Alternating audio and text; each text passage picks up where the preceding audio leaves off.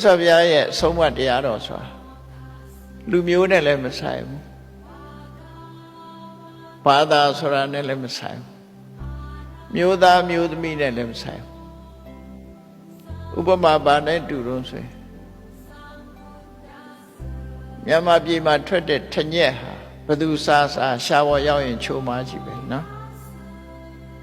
မြတ်စွာဘုရားဟောတဲ့တရားကဓမ္မအမှန်လမ်းကြောင်းကိုဟောတာဖြစ်သည့်အတွက်ကြောင့်ဘသူပဲကျင့်သုံးယုံကြည်သူဖြစ်စေမယုံကြည်သည်ဖြစ်စေလူမျိုးမရွေးဘာသာမရွေးဒီတိုင်းလုပ်ရင်ဒီလမ်းပေါ်လျှောက်ရင်ဒီစခန်းရောက်မယ်ဆိုတာဘသူကြတော့မရောက်ဘူးဘသူကြတော့ရောက်တယ်ဆိုတာမရှိဘူးလမ်းပေါ်ရောက်ဖို့ရတာအဓိကပဲဒီလမ်းကြောင်းတိုင်းသွားရင်ဒီစခန်းရောက်မယ်ဆိုတာကိုယုံလို့ပဲသွားမယုံပဲသွားရောက်သွားမှာပဲဖြစ်တယ်ပေါ့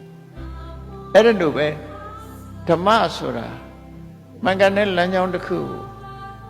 ညွန်ပြထားတဲ့အဆုံးအမတစ်ခုပဲဒါကြောင့်ရသော်ဘုရားရဲ့ဆုံးမသွန်သင်ချက်တွေအင်တာမရိုးရိုးရှင်းရှင်းလေးပဲပြောတာပါ